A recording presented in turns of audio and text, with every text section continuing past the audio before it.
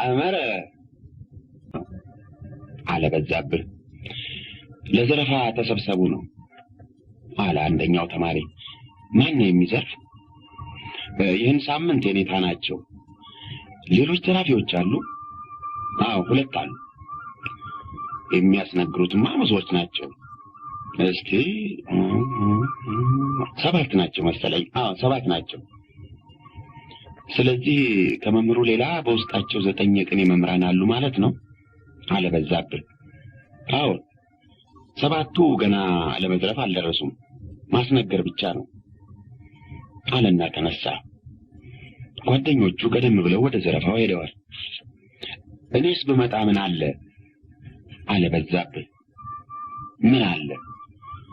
የደብሩ ዲያቆንና ደብተራው እንኳን ሳይቀር እዚሁ ሲሰማ ነው የሚያመሽ አለ ተማሪው። ከዚህ በኋላ ተያይዘው የቅኔ ዝናብ ወደሚዘንብበት ፎቅ ሄዱ። እዚያ ሲደርሱ ከፎቁ ስር አደባባዩ በሰው ግጥም ብሎ ሞልቶ ነበር። ነገር ግን ያ ሁሉ ሰው አይንቀሳቀስ፣ አይተነፍስ፣ አስማት እንደዞረበት ዝም ብሎ ወደ ፎቁ አንጋጦ ሲመለከት እያንዳንዱ ሕይወት የሌለው ምስል ይመስል ነበር። በመካከሉ ከፎቁ ላይ የእጅ ጭብጨባ ተሰማ። የዚህን ጊዜ ከዳር እስከ ዳር መንቀሳቀስ ሆነ። ሹክሹክታውም አደባባዩን ሞላው። እንደገና ሲጨበጨብ እንደገና ሁሉም ጸጥ አለ።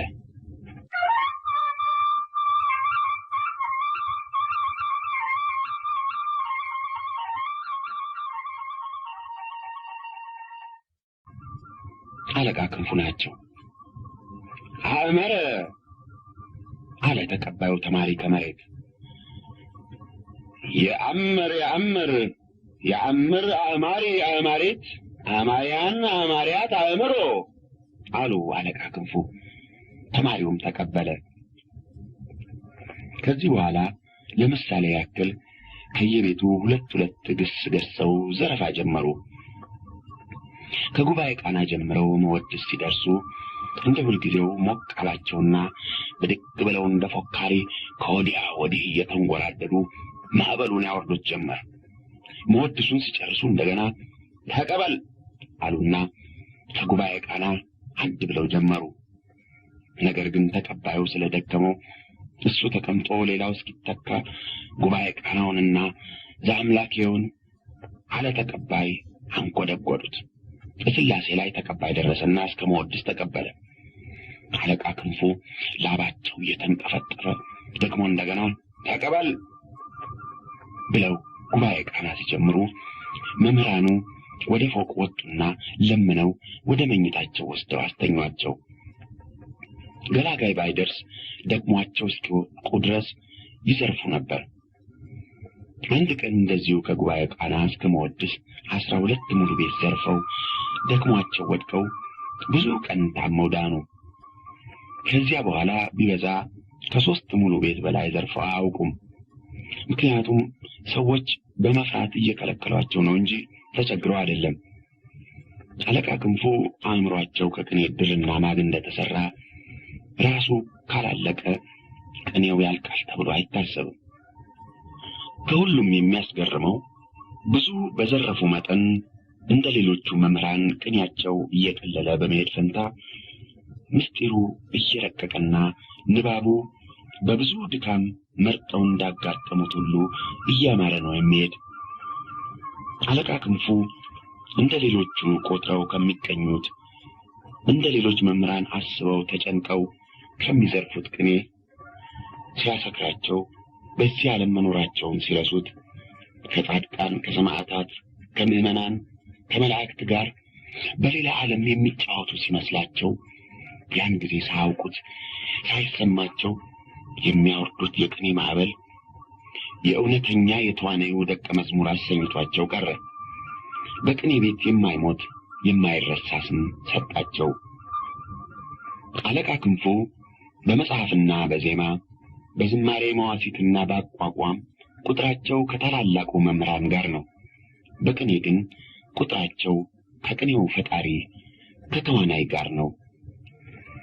በዛብህ አለቃ ክንፉ የዘረፉትን 2 ሙሉ ቤት ቅኔ በሰማ ጊዜ ገና አንድ ብሎ ጀማሪ መሆኑን ተረድቶ በ3 ወር ውስጥ ለመዝረፍ የሚችል መስሎት የነበረው አለቃ ክንፉ ዘንድ ለመቀኘት ብቻ 6 ወር እንደሚያስፈልገው አምኖ ዋሸራ ቅኔ ቤት ያጠፋውን ጊዜ በከንቱ እንደጠፋ ቆጥሮ እያዘነ ከአስተናጋጆቹ ጋር ወደ ጎጆአቸው ተመለሰ። ያስተናገዱት ተማሪዎች ምንም እንኳን ሁሉም ጀማሪዎች ቢሆኑ ያን ዕለት የተዘረፉትን ቅኔዎች በመፍታት እንደሚበልጡት አምኖ ባፈታቱ ወይም በታሪኩ ላይ እንደተለመደው መነጋገር ወይም መከራከር አልፈቀደም። እንደተመለሰ ደክሞኛል ብሎ ተኛ።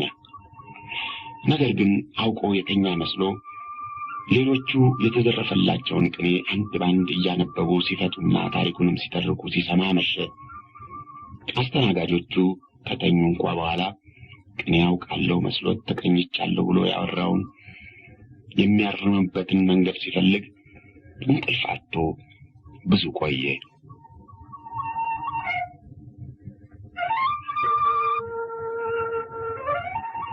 በበነጋው በዛብህ ከአለቃ ክንፉ ጋር ለመገናኘት ቢሞክር ጊዜያቸውን በሙሉ ቅኔ ለሚነግሩትና መጽሐፍ ለሚቀጽሉት ዝማሬ መዋሲትም ለሚያሄዱት መድበው ሰጥተው ስለነበረና እንዲሁም ማታ ዘረፋው የእሳቸው ስለነበረ ሳይመች ቀርቶ በ3ኛው ቀን እንዲገናኝ ተቀጠረ።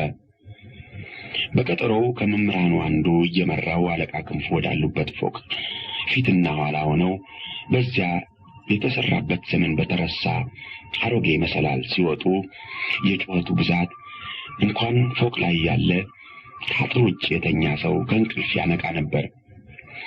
መሰላሉን ወጥተው አንዲት ትንሽ ጓዳ በር ሲደርሱ መሪው ወደ ኋላ ቀረና በዛብህን ወደ ውስጥ ገፍቶት ተመለሰ። ጓዳዋ ከዳር ዳር የፍየል ቆዳዎች ግጥም ብለው ተነጥፈውባታል።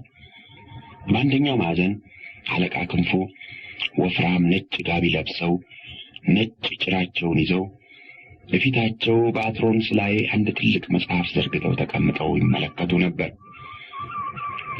በዛብህ ገብቶ ቆሞ አለቃ ክንፉ ሳያዩት መጽሐፋቸውን እየተመለከቱ ግንባራቸውን ቁጥር ፈታ እያደረጉ አንዳንድ ጊዜም ሳቅ ሲሉ አየና እሱም ሳቅ መጣበት።